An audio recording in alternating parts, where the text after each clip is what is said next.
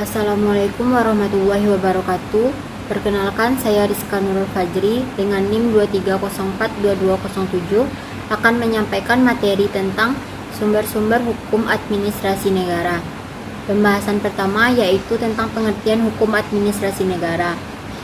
Hukum administrasi negara adalah seperangkat aturan yang mengatur tindakan pemerintah dan hubungan antara pemerintah dan individu. Hal ini meliputi tentang mengatur kebijakan publik, mengawasi tindakan administratif, menjamin perlindungan hak asasi manusia. Selanjutnya yaitu tentang pengertian sumber hukum. Sumber hukum adalah landasan utama yang digunakan oleh sistem hukum suatu negara untuk menciptakan, menginterpretasikan, dan menegakkan aturan hukum. Sumber hukum memiliki peran penting dalam mengatur perilaku individu dan masyarakat secara keseluruhan, serta dalam menjaga ketertiban dan keadilan dalam suatu negara. Sumber hukum adalah fondasi dari sistem hukum yang berfungsi untuk mengatur kehidupan dan interaksi manusia dalam suatu masyarakat. Selanjutnya yaitu sumber hukum dalam hukum administrasi negara. Sumber hukum dalam hukum administrasi negara terbagi menjadi dua bentuk, yaitu sumber hukum formil dan sumber hukum material. Dari kedua sumber hukum ini memiliki kategori yang berbeda antara keduanya. Menurut Yos Johan Utama mengatakan sumber formil lebih menekankan bentuk aturan hukum, sedangkan sumber hukum material lebih menekankan faktor-faktor yang mempengaruhi isi ketentuan hukum tersebut. Secara umum, sumber hukum formil adalah sumber-sumber hukum yang telah memiliki bentuk sebagai kaidah hukum. Sedangkan sumber hukum material adalah sumber-sumber hukum yang belum memiliki bentuk untuk dikatakan sebagai kaidah hukum, tetapi digunakan dalam praktik sebagai sumber hukum. Selanjutnya yaitu macam-macam sumber hukum formil. Yang pertama, undang-undang. Undang-undang merupakan sumber utama yang digunakan sebagai ketentuan yang sifatnya memiliki kekuatan hukum yang mengikat. Karena sifatnya inilah yang menjadikan undang-undang menjadi sumber hukum paling kuat di antara sumber hukum lainnya.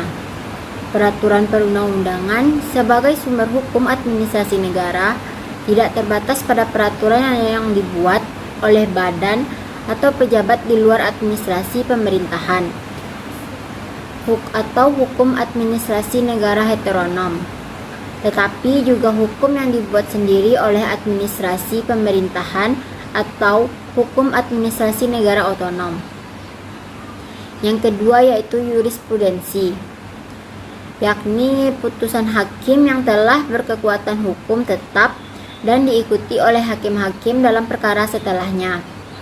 Dalam sistem hukum Eropa kontinental atau disebut juga civil law, sebagaimana pula dianut oleh Indonesia, jurisprudensi bukan sumber hukum utama, karena sumber hukum utama adalah peraturan perundang-undangan. Jurisprudensi menjadi sumber hukum utama di negara-negara dengan sistem hukum yang berasal dari Anglo-Saxon atau biasa disebut common law. Yang ketiga yaitu traktat atau perjanjian internasional, yakni perjanjian yang dibuat oleh subjek-subjek hukum internasional baik negara maupun non-negara. Misalnya organisasi internasional seperti ASEAN atau Tata Suci Vatikan, baik bilateral maupun multilateral. Di Indonesia, suatu traktat baru berlaku setelah dilakukan ratifikasi baik melalui undang-undang ataupun peraturan presiden dalam hal tertentu. Sesuai pasal 10 Undang-Undang Nomor 24 Tahun 2000 tentang Perjanjian Internasional, yang artinya Indonesia menganut teori dualisme. Dengan demikian, traktat di dalam hukum administratif negara Indonesia dapat digunakan sebagai sumber hukum setelah diratifikasi ke dalam sistem hukum internasional. Yang keempat, kebiasaan atau konvensi atau hukum adat, yaitu kebiasaan-kebiasaan yang dianggap baik oleh karena itu telah dianggap sebagai hukum oleh suatu masyarakat atau organisasi. Kebiasaan dalam konteks hukum administrasi biasanya berkaitan dengan bentuk atau format dari suatu keputusan, misalnya pembentukan peraturan kebijakan berupa surat edaran. Selanjutnya, yang kelima yaitu doktrin atau pendapat ahli hukum, yaitu sumber hukum. Doktrin merupakan sumber hukum yang memuat pendapat para ahli hukum terkemuka dan mendapat pengakuan dari masyarakat.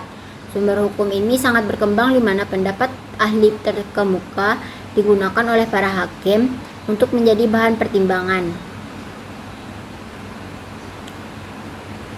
Selanjutnya, sumber hukum material.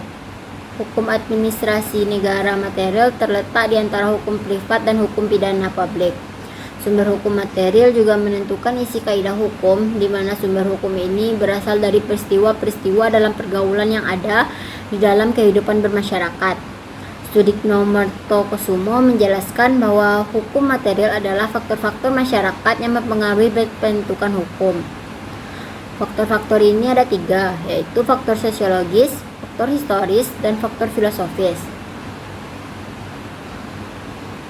Yang pertama, faktor sosiologis. Sumber hukum sosiologis menurut Lawrence M. Friedman yaitu seluruh masyarakat dan lembaga-lembaga yang ada di dalam masyarakat. Kegiatan-kegiatan yang terjadi di dalam masyarakat dapat dijadikan bahan untuk membuat hukum, dengan kata lain sesuai dengan perasaan hukum masyarakat. Misalnya, keadaan dan pandangan masyarakat dalam sosial. Yang kedua, faktor filosofis. Sumber hukum dalam filosofis menurut Adining Prabawati Rahmahani memiliki 2 arti. Yang pertama, sebagai sumber hukum yang adil. Karena hukum itu dimaksudkan antara lain untuk menciptakan keadilan, maka hal-hal yang secara filosofis dianggap adil dijadikan pula sebagai sumber hukum material.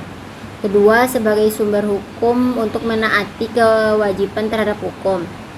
Oleh karena itu, hukum diciptakan untuk ditaati, maka seluruh faktor yang dapat mendukung seseorang taat pada hukum harus diperhatikan. Selanjutnya, yaitu faktor historis.